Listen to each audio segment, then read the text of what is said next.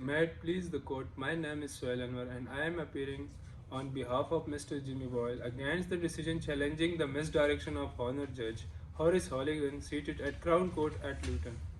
It is set forth on behalf of the appellant that His Honor Judge Horace Holligan has seriously erred in law and procedure.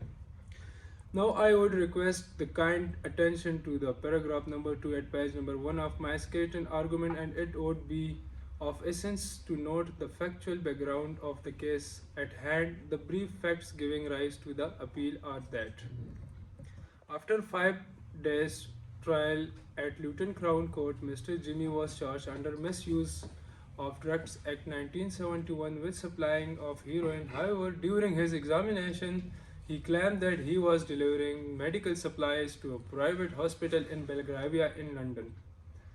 And he did not know about the box as well. He was instructed not to open the box. After referring to the brief facts of the case, it would be of significance to note that grounds that are giving rise to the instant appeal. Now I would referring to the grounds on which I will be arguing during the submission. Moving on, the grounds of appeal, there are 6 main grounds and I will be relying upon them while suggesting where jury was misled by the trial judge, and the appellant believed that on the basis of following grounds his conviction should be set aside. Number 1. The first ground of appeal is that there had been failure on the part of the trial judge to deal with essential thrust of the defense case. The trial judge ignores the defense that has been raised by the defendant. As in the examination, the Jimmy argued that he did not know about the box and judge did not mention it to the jury.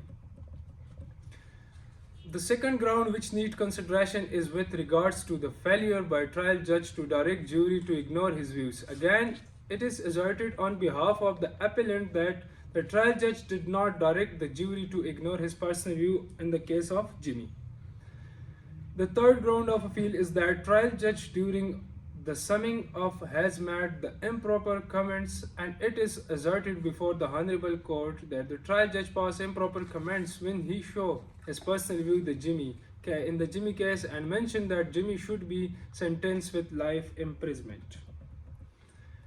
The fourth ground of appeal is in relation to the contention by the prosecution that there has been an intention of the defendant to supply drugs. The trial judge has misdirected the jury when he compares the intention with more amount of drugs. The fifth grounds before this honorable court is that there had been a misdirection by trial judge on the burden or standard of proof. The trial judge fails to direct properly the jury while he delivered the statement to jury that beyond reasonable doubt means the doubt or standard which is in our everyday affairs. The sixth ground of appeal that needs to be taken into consideration is that of the human rights. When the judge pass comments that I do not care much about human rights is a violation of human rights which ensure the fair trial of everyone. Now, after mentioning the grounds of appeal, I will consider each ground separately and in greater details. The first ground was that there had been a failure to deal with essential thrust of the defense case. It is asserted before this honorable court that the trial judge Holligan has failed to deal with main thrust of the defense case because in summarizing the case he failed to create the correct foundation of the defense and only a fraction of the examination was taken up. The conviction for possession with intent to provide was overturned in the case of R versus Stephenson, and the retriable before this honorable court is that the trial judge in the case has added fresh factual foundation for the commission of the offense during summing up, and as a result of which the conviction was overturned.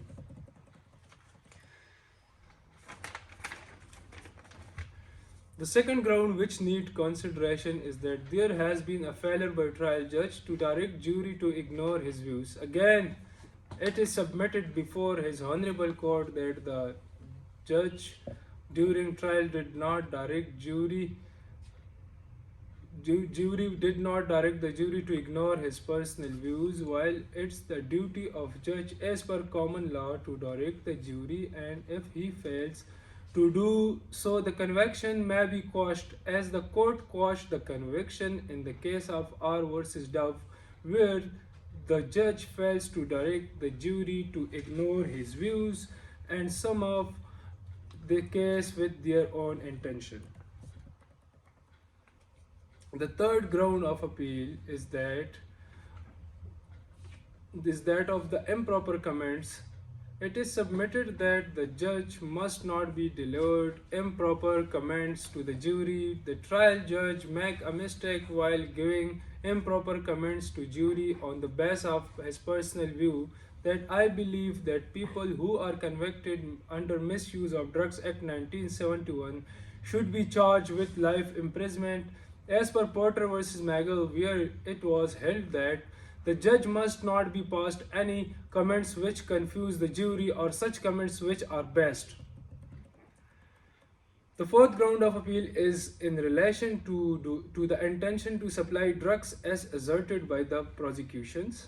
There has been an error in the direction by the trial judge, where trial judge summarized the prosecution case, standing that the amount alone demonstrates that the accused intend to supply the drugs. When the trial judge fails the misdirection on the law, the conviction will be quashed if the misdirection render the conviction unsafe. Thus, the Court of Appeal should overturn the conviction as in the court overturned conviction in the leading case law authorities of the R versus Clouden. And the Court of Appeal was of the view that amount of drugs alone not prove the intention, and more evidence should be required for the conviction of the defendant. The fifth ground of appeal is with regard to the misdirection by trial judge on the burden or standard of proof. In general, the prosecution bears the burden of proving the offense, and the standard of proof is to prove the offense beyond a reasonable doubt. It is important to remember that even if the defendant raises a defense, it is still on the prosecution to disprove the defense, as can will illustrated from the case of Wilmington versus DPP. If the evidence is too compelling that there is no reasonable question that the defendant committed the crime,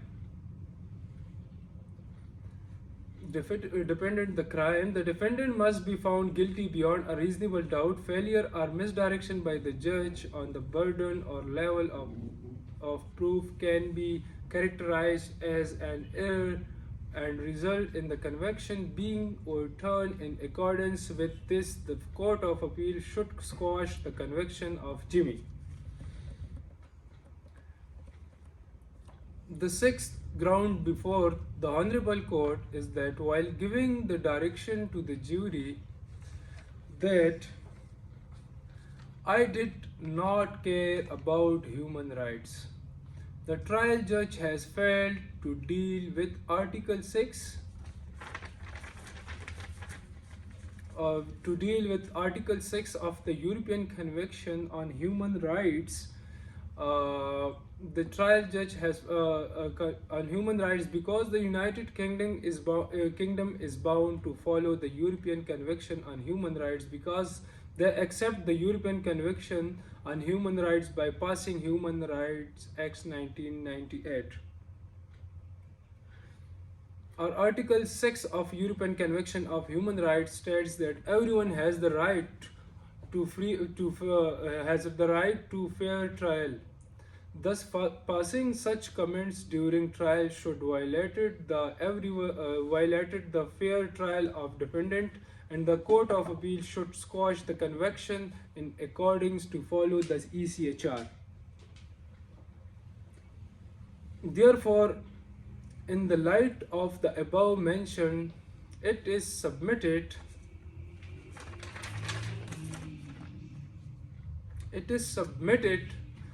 before this honorable court that in accordance with the above grounds, the Court of Appeal should allow the appeal of Mr. Jimmy as the trial judge. Mr. Horace Holligan has seriously erred in law during trial, and the jury was misdirected, thus, a fair trial was not conducted.